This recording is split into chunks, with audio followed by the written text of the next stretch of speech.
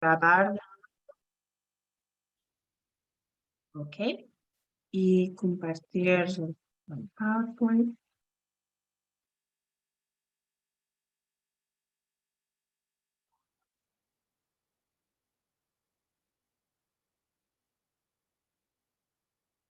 Ok, seguimos entonces. Este es un poco de lo que ya hemos hablado.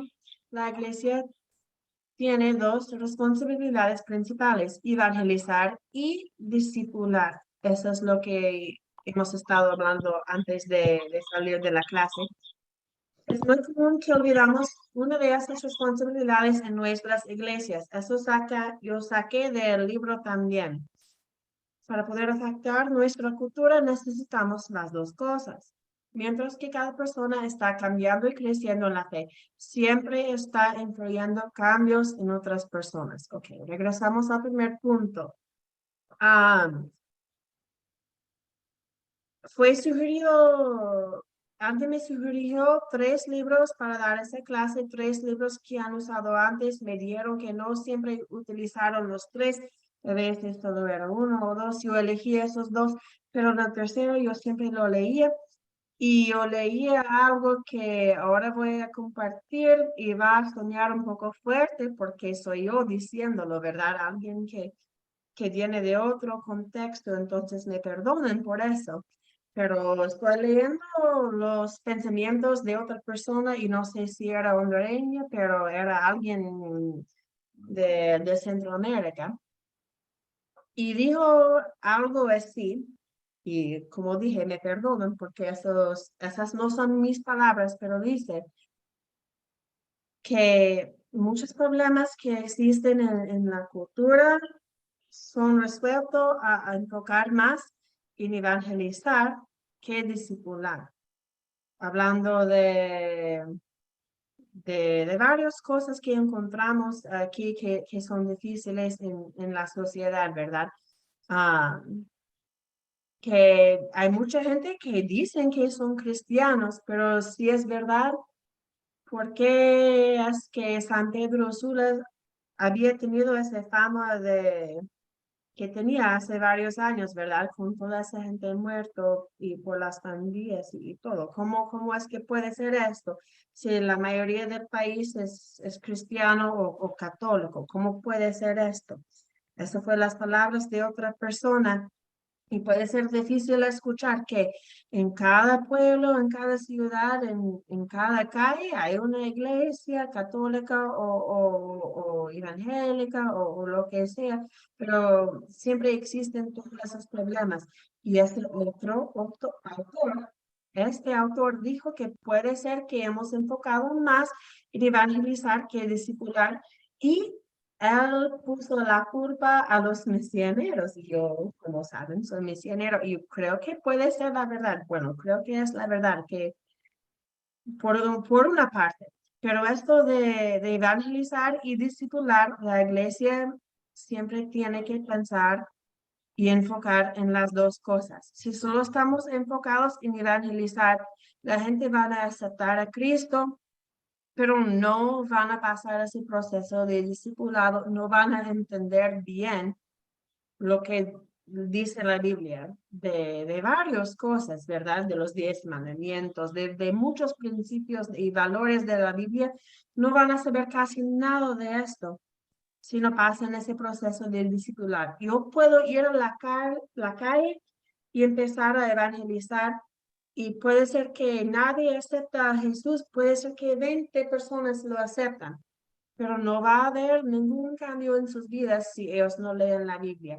No va a haber mucho cambio si no hay nadie que está caminando junto con ellos, ayudándoles a entender esos valores en la Biblia, esos principios, y no solo memorizarlos, pero aplicarlos a sus vidas. Si no tenemos ese proceso, si no estamos enfocados en ese proceso, la iglesia no está en mucho, ¿verdad? En los Estados Unidos ahora casi tenemos el otro problema. Bueno, ya tenemos el otro problema. Como ya mencioné un poco, en los Estados Unidos la iglesia está enfocada muy adentro. Y ahora hay menos iglesias y las iglesias que tenemos son con menos gente porque estamos enfocados mucho en discipular y no enfocamos afuera, no buscamos con quién evangelizar o gente afuera de la iglesia quien podemos ayudar. Y por una parte es por miedo, por ciertas leyes que existen en los estados y la realidad que viven allá. ah, es diferente, ¿verdad? Que la realidad aquí. Pero están allá enfocados mucho en discipular y por eso las iglesias más pequeños, más pequeños, más pequeños. ¿Por qué? Porque la gente dentro de la iglesia, algunos miran que la Biblia dice esto, que la Biblia dice esto, de alcanzar a la gente, de enfocar afuera de la iglesia también y no lo estamos realizando.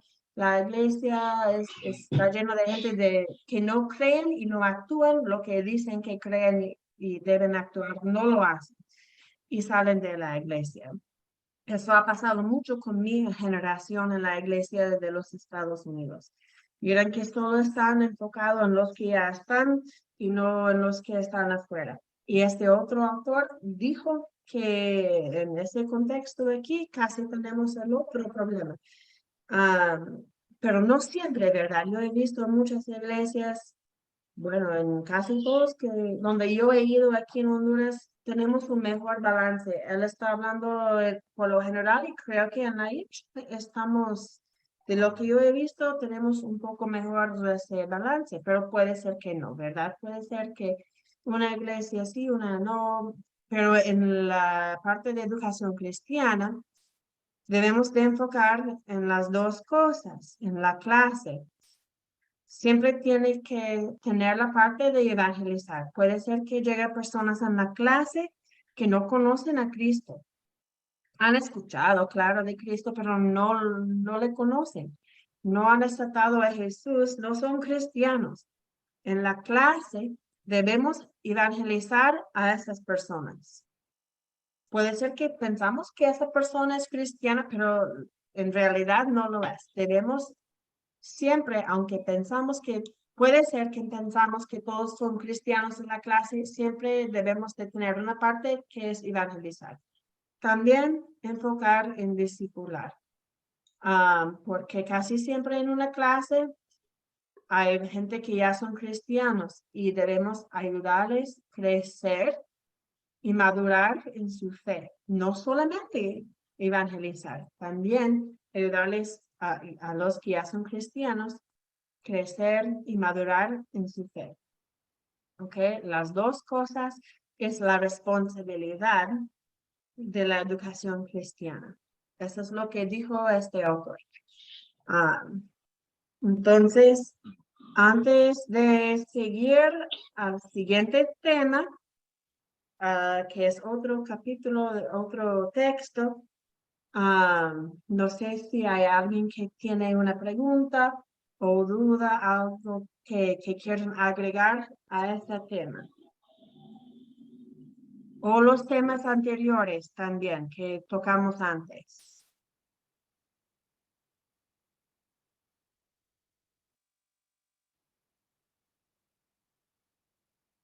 Ok, si no hay nada, seguimos. Ahora estamos con el maestro que Dios ha llamado. Hoy y la próxima semana estaremos hablando un poco de maestros de las clases de educación cristiana en nuestras iglesias. Empezamos hoy, terminamos la otra semana y también la otra semana seguiremos con otro tema. Yo quiero que cada uno no necesiten encender su micrófono y decirlo, pero ahí donde están, piense en el maestro que tuvo mayor impacto en su vida, maestro o maestra. Cuando ya tienen a alguien en mente, piensan en qué recuerdan de él o de ella y su clase. ¿Qué viene a su mente primero? La primera cosa, las primeras tres cosas.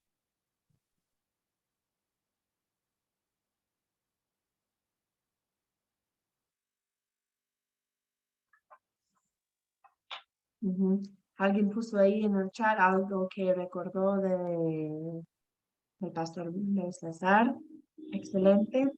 Yo puedo pensar en varios maestros que he tenido y siempre me viene rápido a la mente unas cosas principales de cada uno. Puede ser cosas buenas, puede ser cosas no tan buenas, ah, pero siempre me viene rápido a la mente.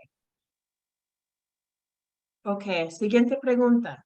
De esa persona que tiene en su mente, ¿qué se recuerda más? ¿Lo que enseñaba o sus interacciones con él o ella? ¿Recuerda más esa plática que tuvo con ese maestro? ¿Recuerda más las bromas? ¿Recuerda más que era muy estricto? ¿O recuerda más los temas que enseñaba? Quiero que piensen en esto. ¿Qué es que recuerda más de esa maestra o maestro? Ok. Siguiente pregunta. ¿Por qué recuerda más a esas cosas y cómo impactó su vida? Ok. Por ejemplo, ah, como mencionaron en el chat el maestro, el pastor del César, ¿por qué piensan más en estas cosas que mencionaron? Y estas cosas, ¿cómo impactaron a su vida? Pero cada uno piensa en esto con esa persona que tiene en su mente.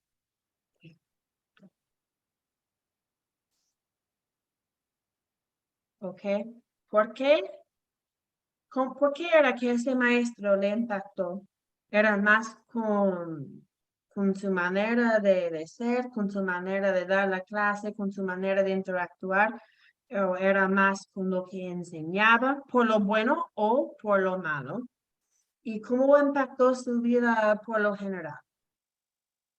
Casi todos podemos pensar en alguien que impactó nuestra vida en una buena manera, por lo bien, y también en algún maestro que tenía impacto negativo. Ah, algunos tenían más maestros que impactaron de manera buena, algunos tenemos el otro experiencia, ¿verdad? Depende de la persona. Pero mientras que seguimos hoy y la otra semana hablando de maestros, quiero que siempre tengamos eso en nuestras mentes, ¿ok? Ese maestro o maestros que recuerdan mejor que los otros, que tenían mucho impacto en sus vidas y por qué y qué tipo de impacto. Ahora seguimos con el PowerPoint, pero siempre pensando en esto. Motivación de los maestros. No puse mucho aquí, pero si usted es maestro en su iglesia, eso saque, voy a mostrarles aquí, de este libro, lección 3, el maestro de que Dios ha llamado. Aquí habla de motivación del maestro cristiano y tiene que poner un X ahí en las cosas que motivaron a usted. Pero ahora estamos hablando no solo como maestros, pero también como tal vez en su iglesia, que alguien que está encargado de los maestros puede ser. Entonces, primero piensen en usted mismo como maestro. Piensa en su motivación para ser maestro. ¿Qué les motiva a ser maestro? ¿Porque no hay nadie más? ¿Porque le gusta pasar tiempo con niños? ¿Porque le gusta practicar?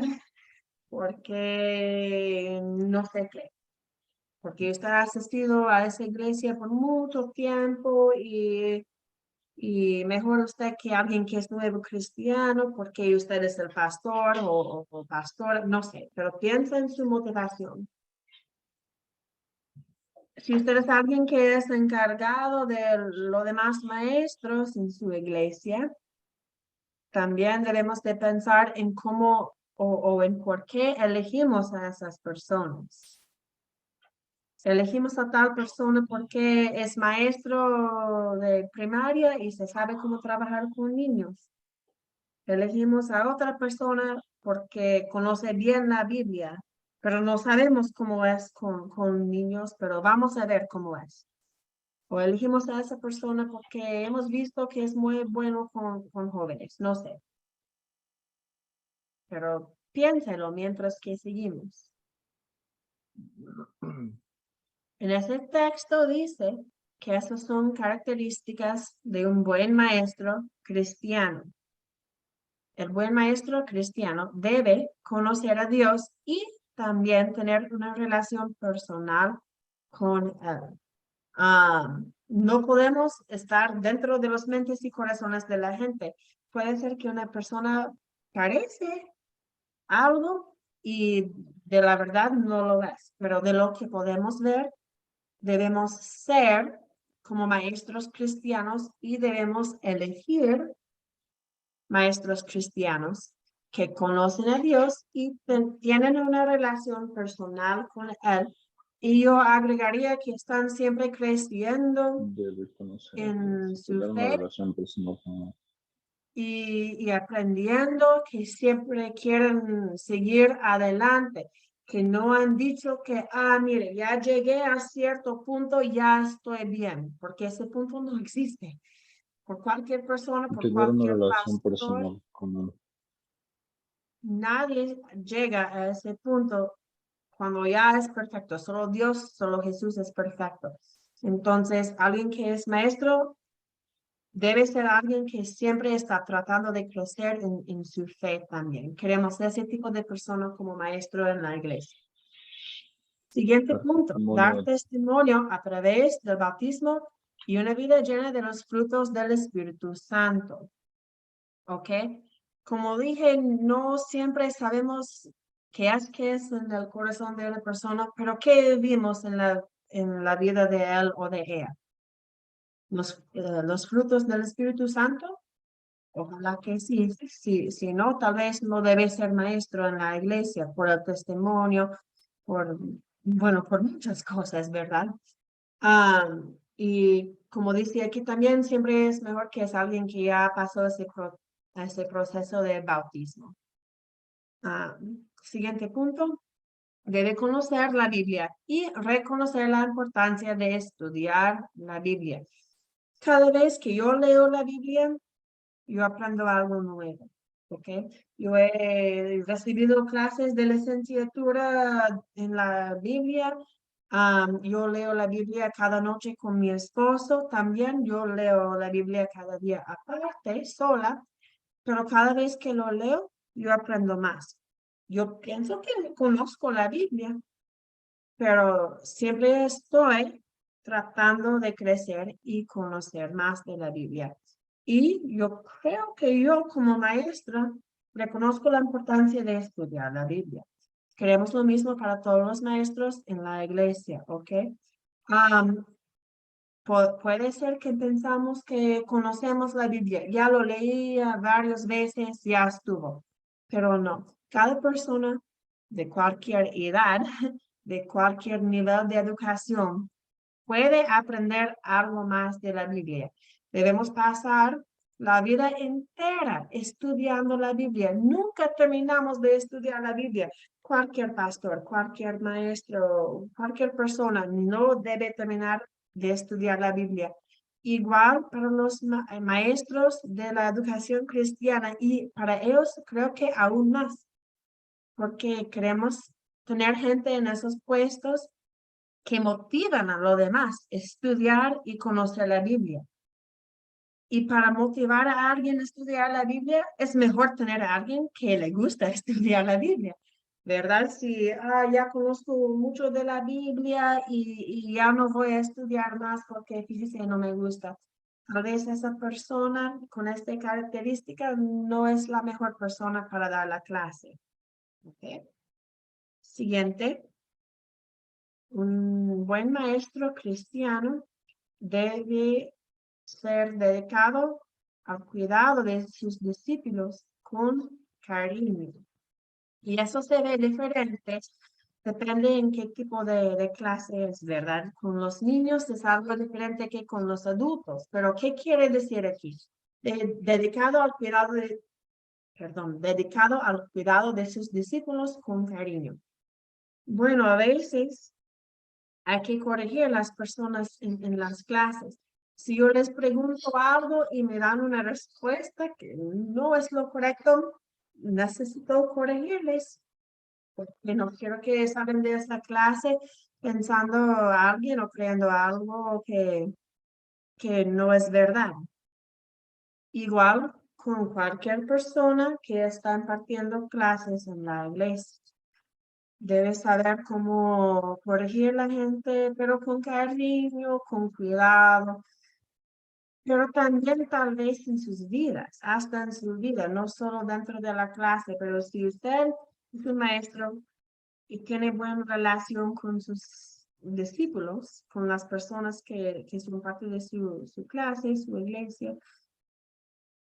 a veces hay que corregir ciertas cosas que miramos en la vida y ese es un tema a veces un poco delicado, pero tiene que pasar a veces y siempre lo debemos hacer con cariño. ¿Ok? La última cosa, debe prepararse bien por cada clase, ¿ok? No es tan bueno que tenemos gente en esos puestos que vienen el domingo o el miércoles, no sé, y cuando lleguen al aula, en este momento deciden que van a impartir este día. Puede ser que imparten un buen clase, pero creo que no. Puede ser que eso pasa, pero mejor que vienen preparados. Am, yo diría aún más con niños que con adultos, porque adultos estamos, como adultos estamos más contentos sentar y escuchar y así, ¿verdad? Pero los niños escuchan una historia de la Biblia y después preguntan, por ejemplo, con esto de Noé. Si yo vengo a la clase y abro mi Biblia y decido en ese momento que voy a impartir la clase de Noé, yo empiezo a leer y leer y leer y leer, y de repente un niño levanta su mano y me pregunta, maestra, una pregunta, ¿cómo, cómo es que todos esos animales llegaron a la arca? Yo puedo pensar en algo rápido, una respuesta, pero si no estudié bien y mientras que estoy leyendo, estoy pensando en las preguntas que voy a hacer después porque no me preparé bien. Voy a tener que hacer una pausa un poco largo y pensar en la respuesta, ¿verdad? Si estoy preparada. Tal vez no había pensado en esa pregunta porque los niños hacen preguntas un poco diferentes a veces, pero como mi mente solo está en una cosa, en vez de leer y pensar las preguntas y todo eso, voy a poder contestar mejor. O, o si estamos impartiendo la clase de Noé y no estamos preparados, puede ser que llegamos a una palabra un poco difícil, que no lo entendemos y después el niño nos pregunta, ¿qué significa esa palabra? Y si usted no sabe, puede ser difícil. Ah, puede ser un buen momento para enseñar al niño cómo es que descubrimos qué significa esa palabra, pero puede ser difícil si no tienes celular con internet o algo para encontrar la respuesta. Am, es muy difícil que un maestro no esté preparado bien para dar la clase.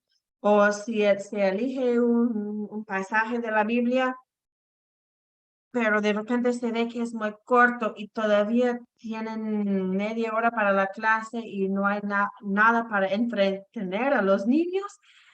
¿Qué van a hacer? No hay creoles, no hay patas, no hay juguete, no tiene un juego en su mente, unas canciones, no está preparado.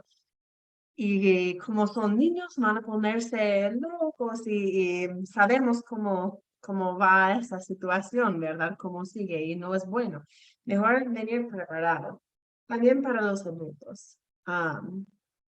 Yo quiero sugerir, porque esta es una capacitación que damos aparte para maestros de escuela dominical, pero en esta capacitación siempre sugerimos que leen al pasaje o el libro o lo que usan para dar la clase mínimo 3 veces antes de dar la clase. Voy a ser honesto y decir que yo no leí 3 veces estos capítulos de estos libros antes de impartir esa clase. Lo leía una vez ciertas partes, otras partes 2 veces, por ser honesta, ¿verdad? Pero es mejor leerlo más veces para ver las palabras que son más complicadas, que tal vez usted no entiende, para pensar en las preguntas que se va a hacer después, para inventar una dinámica, una actividad para hacer con ellos, am, para verlo con los ojos de sus discípulos, con sus alumnos. am, para leer el paisaje y pensar, yo soy adulta, pero si en mi clase son jóvenes y estoy leyendo eso con los lentes de alguien que es joven, ¿qué preguntas van a tener? ¿Qué dudas van a tener? ¿Qué van a pensar de esto? Entonces, mejor venir preparado para cada clase. El último dispositivo, lo que el maestro debe conocer. Porque ya hablamos de características del maestro cristiano, pero aquí es lo que un buen maestro cristiano debe conocer. El maestro debe conocer a Cristo. Creo que todos estamos de acuerdo con esto. El maestro debe conocer la Biblia.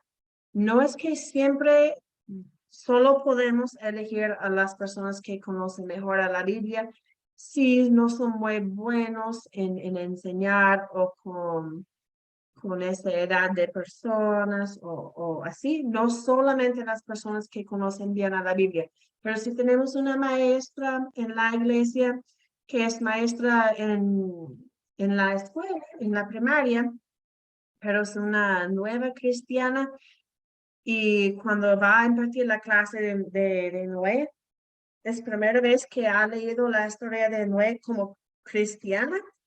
Puede ser que esa persona no está lista todavía para ser maestra. Después, sí, después de tener más experiencia como cristiana, más tiempo para madurar en su fe y crecer en su conocimiento de la Biblia, pero tal vez al inicio no. Debemos de pensar en esto. El maestro debe conocer a sus discípulos. Hemos tocado ese tema antes hoy, ¿verdad? Hablando de de las personas en la clase, entendiendo su contexto, como hablamos aquí arriba en estos dispositivos aquí, hablando, hablando del contexto, el ambiente, su situación familiar, la edad, todo esto, lo que pasó la semana pasada cuando murió su abuela o mamá, y tal vez ese alumno viene un poco inquieto hoy porque está pensando más en eso que en su clase. Debemos de conocer bien a nuestros discípulos y saber lo más que podemos de ellos y su vida para poder dar mejor clase que podemos. También el maestro debe conocer cómo enseñar. Como dije antes, las últimas 2 clases vamos a hablar un poco más de este tema de pedagogía, de pedagogy y unas técnicas y ideas y cosas que podemos utilizar cuando damos clases. Pero un buen maestro debe conocer cómo enseñar, no solo conocer a la Biblia, no solo ser fuerte en la parte de la fe, pero también conocer cómo enseñar. Y aquí abajo dice, el maestro debe recordar que está moldeando vidas de personas. El maestro no solo está impartiendo información, está moldeando vidas de personas. Queremos que esas personas se maduren en su fe, que crecen y que van bien en su camino con Cristo. Debemos de pensar en la persona como persona entera, no solo como alumno mío en mi clase, pero es persona entera. Puede ser que está pasando una situación difícil en su vida y por eso no está muy enfocado ese día. Mejor no regañarles en frente de todo porque su abuela murió hace 3 días y es difícil enfocarse por la tristeza. O si viene de un contexto de pobreza, que viene con hambre y está enfocado más en el dolor de estómago que en su clase y por eso no puede enfocar.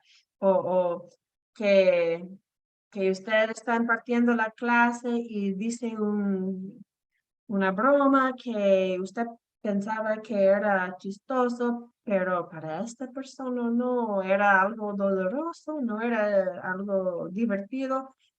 No es correcto tampoco. Debemos de pensar y tratar a cada persona como persona entera, no solo como persona sentada ahora aquí en mi aula que debe que escuchar lo que estoy diciéndoles, ¿ok? Porque si tenemos todo ese conocimiento, todo ese amor a Cristo, pero no tenemos el amor de Cristo para la gente, y no miramos a cada persona sentado ahí como persona, ellos no van a aprender mucho de nuestra clase. Ellos van a reconocer, van a recordar a usted como ese maestro que le gustaba hablar mucho y mostrar todo que sabía, pero no tenía mucho cariño para la gente. No queremos que la iglesia tenga esa reputación un poco duro, ¿verdad? O que usted tenga esa reputación duro. Queremos que la gente mire a la iglesia en su integridad y a su iglesia específica y a usted personalmente como una persona ah, que es buen cristiano, que ama a la gente, que ama a la Biblia, que no es una persona difícil, complicado, porque eso daña el testimonio y daña la relación que la persona tiene con Cristo, puede ser. Ok. Entonces, terminamos con esta parte para ahora. Como dije, la otra semana seguiremos con ese tema de maestros. La tarea para la otra semana les voy a decir ahora, pero también lo voy a poner en el chat, en el WhatsApp. Pero en el texto, la misión educativa de la iglesia. Vamos a leer lecciones 4 y 5. Solo se necesita leerlo. Después voy a decirles cuáles son las preguntas que tienen que contestar. Pero para preparar para la otra semana, para la siguiente clase, solo hay que leerlo. También en el texto Bases para la Educación Cristiana, leemos capítulo 10. ¿Ok? Voy a poner esa información en el chat también. Ahora miro que hay más personas conectadas, ahora que al inicio de la clase, entonces voy a repetir unas cosas de información. La primera semana era un poco difícil de la clase porque había personas que no habían entregado todavía su examen de la clase anterior y no había tiempo para leer el texto antes de la primera clase de este curso. Entonces, la primera semana fue un poco complicado por eso, por tener que leer los textos de la primera semana y también para preparar para hoy. Pero ya después de hoy va a ser más fácil. He visto en Classroom que cuando fui a ver a la 4 solo había unas 2 o 3 personas que entregaron el cuestionario. Entiendo, y yo dije eso al inicio de la clase, entiendo que es difícil a veces porque uno tiene la familia, tiene el trabajo, tiene sus estudios y es difícil poder estar en esas 3 cosas, ¿verdad? Y yo lo entiendo porque tengo a mi esposo, tengo a mi hija, yo trabajo, también soy estudiante, estoy viviendo esa realidad, pero quiero sugerir que intenten a ponerse al día con lo de leer los textos y entregar los cuestionarios. porque va a ser más trabajo y más tiempo gastado si esperan hasta el final y al final del curso intentan llenar los cuestionarios. Va a ser más difícil porque no van a recordar bien lo que hemos hablado en esos primeros clases.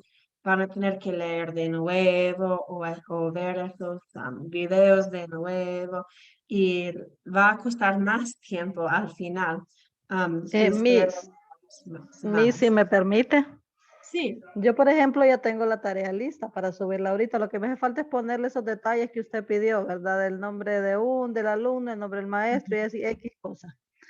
Pero algo que sí yo pido es, por ejemplo, la clase la terminamos hoy. Si mañana se subiera el cuestionario, entonces a mí me da chance el fin de semana de trabajarlo despacio, de digerir mejor la enseñanza, de leer más despacio para hacerlo, ¿verdad? Y no así tan a la carrera, pues porque en los ratos que yo vengo, por ejemplo, estas 2 clases he entrado tarde, porque estoy Ujú. saliendo tarde de trabajar. Entonces, por eso yo pedía, en el WhatsApp yo puse ahí que si nos organizamos un poquito más en la metodología, pero o sea, después pasando la clase, subiendo el cuestionario, no sé si es en la medida de lo posible, ¿verdad? O por lo menos el sábado, pues subirlo el sábado y entonces ya uno en la tarde del sábado ya trabaja en él, ya va como más despacio, tiene el domingo también, ¿verdad? Y no se hacen las cosas así como muy a la ligera, pues. Sí, era un poco difícil en la primera semana, como dije, pero ahora sí. Voy a terminar ahorita, porque miro que Zoom nos va a desconectar en un minuto. Al terminar, voy a subir el PowerPoint ahorita y también los videos. Y sería mañana que subo el cuestionario. Sí, eso sería hasta mañana. No lo puedo hacer hoy en la noche porque no estoy en mi casa y tengo que estar con esta otra gente. Am, pero sería mañana. Y voy a poner en el chat lo que tienen que leer, lo que mencioné ahorita para preparar para la siguiente semana. Y antes de que Zoom nos corte la conexión, solo voy a decir rápido que para la siguiente clase, si va a ver que esa clase termina, tenemos una semana y después va a empezar la siguiente clase y con eso va a ser un poco más fácil también. Me dice que tenemos menos de un minuto, entonces no creo que tenemos tiempo para orar juntos, pero gracias por prestar atención y vamos leyendo y aprendiendo juntos. Nos vemos la otra semana. Bendiciones, que tenga buen tarde.